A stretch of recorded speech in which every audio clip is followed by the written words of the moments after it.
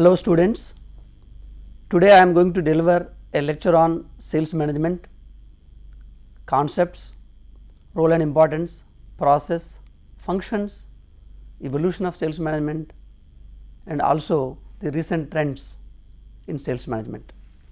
The basic objectives of this particular lecture include various concepts like person selling, sales management, salesmanship, Salesforce management and so on, because there has been always a confusion among all these terms.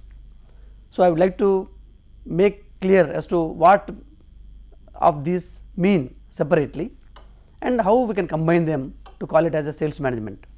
Then role and importance of sales management, then evolution of sales management and process of sales management, then functions of sales management, and finally we end up with recent trends in sales management. To start with, I would like to take you to from general issues to the particular issues. As you all aware, marketing management is the basic subject of which sales management is a part, and in most of the cases people are getting confused between sales management and also the marketing management. As you know, marketing management is revolving around 4 P's, which are called as 4 P's of marketing or marketing mix. They include product, price, place, promotion. This sales management is part of promotion. After having produced products, priced them and distributed them or made them available through channels, we have to communicate with the customers. In this process, again we have got a promotion mix called advertising, personal selling, sales promotion, direct marketing, publicity and public relations. And this particular sales management is one among these 5 elements of marketing promotion mix. And coming to sales management, earlier people used to call it as personal selling. The personal selling means say personal communication of the products to the customers in the face to face dialogue. And there is also a term called Salesforce management, which includes recruitment, training, compensation, motivation, performance appraisal and so on. And in fact, American Marketing Association has got no distinction made between person selling, Salesforce management and sales management, but we have got a clear cut demarcation between person selling, then Salesforce management and sales management. And there is another term called salesmanship.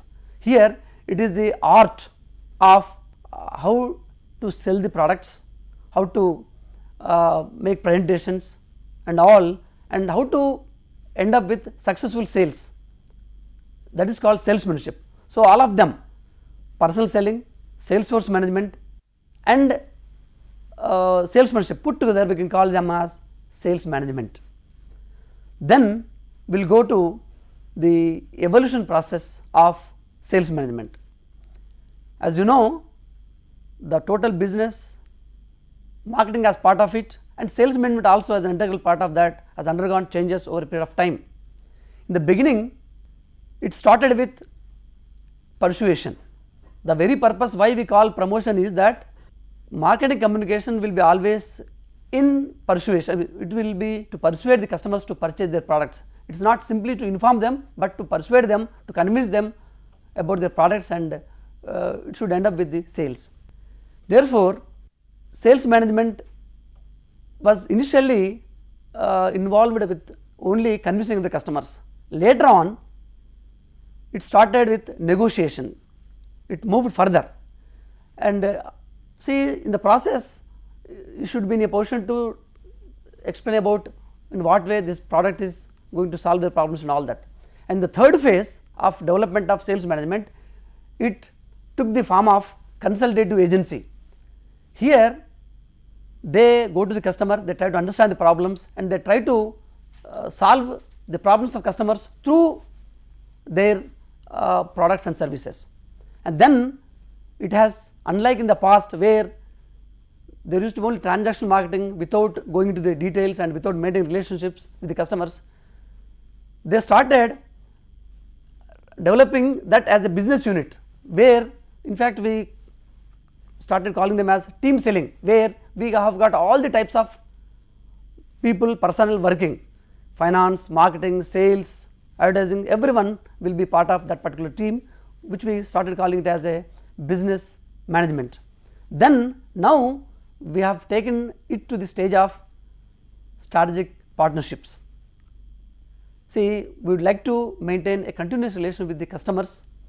Earlier, once we transact with the customer, we used to end up there itself without maintaining whether they are satisfied or not, and initially they were offering only 1 or 2 products, but now same company is offering a series of products. Therefore, unless customer is satisfied with the first product, they will not come to us. Therefore, to maintain continuous relationship so that they can come to us, which we call it as upselling, cross selling, down selling and all that. Therefore, we are going for partnership strategies. So that way it has gone to the level of understanding and maintaining permanent relation with the customers. Then we will go to the role and importance. Why sales management is becoming very important.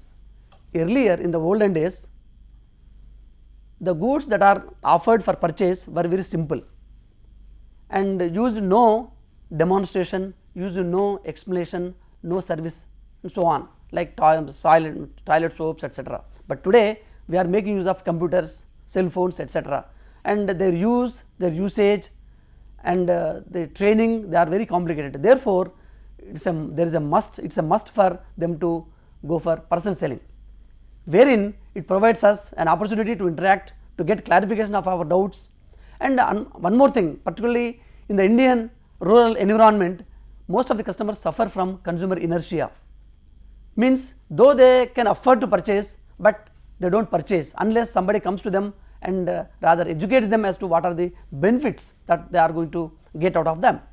Therefore, person selling comes handy with such environments.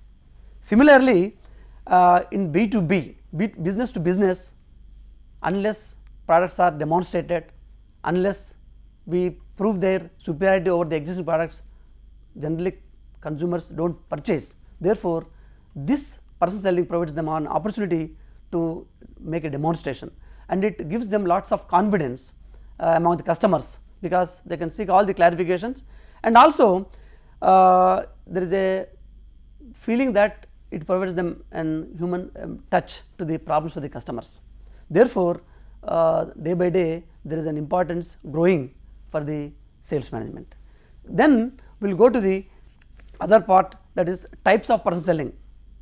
In our day to day life, we will be coming across several person selling situations. To start with, we have got a insider order taker. When we go to a kirana shop, he will ask us as to what are the items you would like to purchase from us. Either we can dictate them or we can give them a list. That situation is called an insider order taker. Then outside order taker. Here a wholesaler approaches the retailer as to what are the items that you would like to place order for. He takes it and supplies them. That is the second type of personal situation. Then delivery sales people. Here in our day to day life, milk boy, paper boy will come to us without placing an order. Once order is given, once in a month or once in 15 days, he will come to us and deliver simply without any persuasion and all. Then missionary sales people. Here we can give a best example of a medical representative who comes to the doctor. His ultimate idea is to persuade the doctor to prescribe the doctors. He is not directly selling the medicines to the doctor, but he will persuade the doctor to make use of or to suggest those or recommend those medicines. That is what is called missionary salesperson. Then organized salesperson or customer salespeople, they will come to, and organized salespeople will they come in the case of B2B business, and in case of customer salespeople they come at the retailer points, and technical support salespeople, merchandisers, they all come in a team when particularly when we sell the products like computers, etc. We need the services of technicians and then other personnel there, and they have to train them also. Therefore, these are all the different types of personal selling situations. Then personal selling process, this is the heart of personal selling, and we can call them as steps in selling process. How a sales representative approaches the customer, have a face to face interaction with them, and ends up with the successful sales. Here we have identified about 7 to 8 stages, and earlier the very scope of sales management was only this personal selling. So here first step is prospecting. He has to identify as to who are the potential customers for our products and services, that he is going to do and as part of this. Second one is pre-approach. In this pre-approach, and every customer he comes across may not be a potential customer. Therefore, by applying some criteria, he has to select as to whom he can successfully approach, so that his efforts are not going to be futile. In the next one is approach. So here he personally, physically is approaching the customer, and based on his background, he has to make prior appointment, timing, and it should be a very conducive environment. By looking at all of them, he has to approach the customer, so that his efforts do not go waste. Then once they have some dialogue with each other, then he will think of making a presentation of the product. Here this is the very crucial stage, and particularly those which can be demonstrated. Of course, it may not be that important in case of services, but in case of products, he has to make a presentation as to how it is superior, in what way it solves their problems, and so on. Next step is objections handling. This is also one of the crucial stages. Here there are two types of problems: psychological resistance from the customer and logical resistance of the customers. In the psychological part,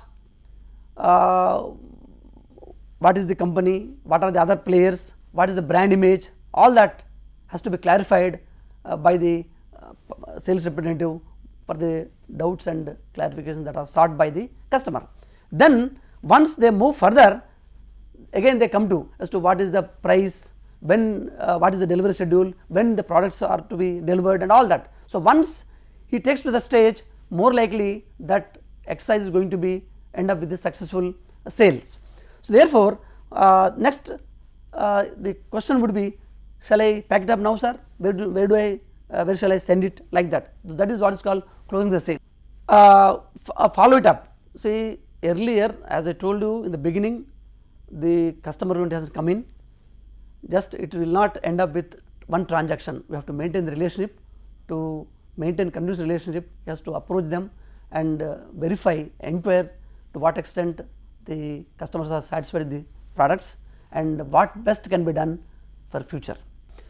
So far we have covered the concepts, evolution, role and importance, and also the steps in the selling process. Now we are going to take up another important core area of sales management, that is the functions of sales management. And in fact, this part of sales management is also called as Salesforce management. Simply putting it, how HRM functions are performed as applicable to sales can be simply put as Salesforce management, right from recruitment of the sales personnel, their selection, induction, training, their compensation, then motivation, the performance appraisal, all of them are going to form part of this. Apart from this, the budget allocation, budget preparation, then designing a territory, sales territory, and fixing sales quotas of the sales personnel, all are going to form part of this Salesforce management. Let us now take up the first one, objective setting. The first objective of sales management is objective setting. What is the objective of sales management? As you know, objectives of marketing, objectives of business, objectives of sales also, management are also undergoing changes. We started with emphasis on product, then we shifted the focus from product to production to product, then from product to sales, from sales to customer orientation, from customer orientation to societal orientation. So, in the process our objective should be very clear: is it to increase the sales or kill the competitor, or to satisfy the customer, or increase the profits, or increase the market share. So, therefore, we have to be very clear in the process of setting the very objective of sales management. Second one is designing the size of sales force. The size of sales force varies from the organization to organization depending upon the size of the organization. You may have you might have seen where in a village a peddler comes with his own products. There is only one salesperson going around selling and so on, but in a bigger organization like Reliance and Hero Honda, then Surf, etc., hundreds of people are coming around. So, therefore, and the size of the organization, the size of the organization and the number of transactions is going to determine the number of sales force to be recruited. Then type and quality of sales force. You might have seen the everyday newspapers as to what are the qualifications to be possessed in the process of selecting them.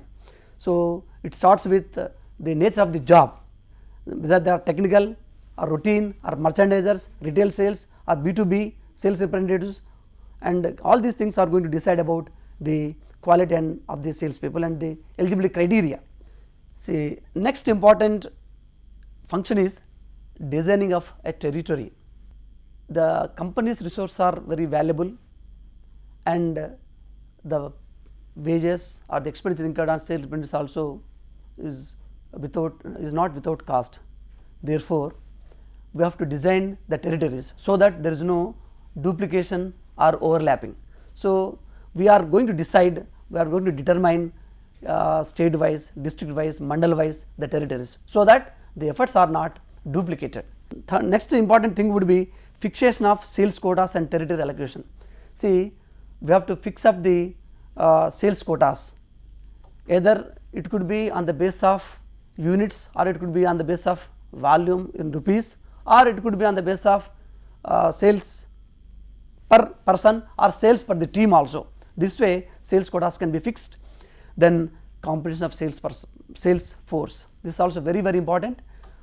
You can have as many components as possible with regard to compensation. It could be salary, it could be a commission based on targets fixed, it could be travelling allowances, it could be lodging expenditure, it could be transportation and so on. So, all of them should be put together, we can call it as compensation of sales force. Then guiding and motivating sales force, this is also very important, and all the theories of motivation right from Maslow's need hierarchy, two-factor theory of Hertzberg, all of them have to be made use of in the process of motivating the sales force. See, they should understand that unless they achieve the targets, the sales objectives of the organization, marketing objectives of the organization and overall objectives of the organization are not going to be fulfilled. Therefore, they have to take the targets fixed very seriously, and ultimately the performance appraisal and control, this is a must. See, performance appraisal means there are various techniques involved.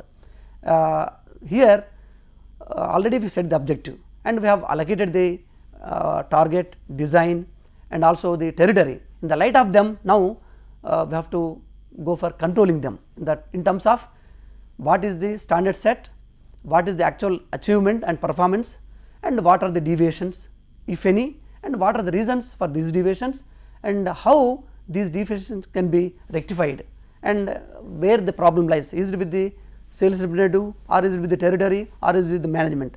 Once we take them, the same thing cannot be repeated in future. So, this is all with regard to functions of sales management, and this constitutes the total sales force management. And in future courses like MCOM, MBA, there is an exclusive subject like sales force management and sales management, and all of them we are going to cover in one particular lecture. The last one is emerging trends in sales management. As you know, we are living in a world of discontinuity or creative destruction, and the product which we are able to see today is not going to be seen tomorrow, and what we are going to see tomorrow is not going to be there day after tomorrow. So that way everywhere there are changes taking place. Similar is the case with sales management also. Now from transaction marketing we have gone for customer orientation, from customer orientation we have gone for relationship selling, and technology, how technology is being used in various fields with the use of computers, telemarketing, web based marketing and e-marketing. All of them are the examples for technology orientation of sales management. And also in the light of LPG, liberalization, privatization, globalization, and many foreign retail shops, retail stores like Walmart, Carrefour are going to enter in a big way. Already there is going to be a joint venture between Walmart and Indian company. If FDI is also allowed, they are going to make an entry in a big way. Once they enter, again we have to, all the Indian retailers, like we have got more from Birla Group, Reliance from Reliance Group, and many other players are there, Big Bazaar and all that. They have to go for international standards, otherwise they do not sustain, they do not survive in the business. And similarly Salesforce diversity, earlier we used to handle, train only with one type of Salesforce, but today we are getting Salesforce from different cultural, social backgrounds with the different aspirations. So we have to meet all their aspirations, and we have to provide them opportunity to feel relaxed and all. So therefore, as I told you, there is a relationship selling. I must also tell you that your sales management is not going to end up with one transaction, though you have identified customer needs, but still once they are satisfied and they ask for, they prefer your own product in the next phase of say purchase, they do not come to you. Therefore the companies are going for data mining and data warehousing.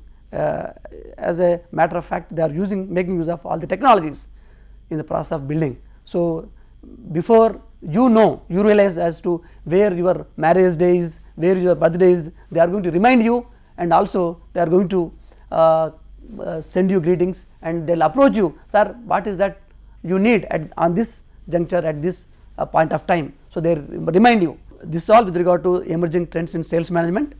Thus so far we have covered all the various major issues involved in the sales management.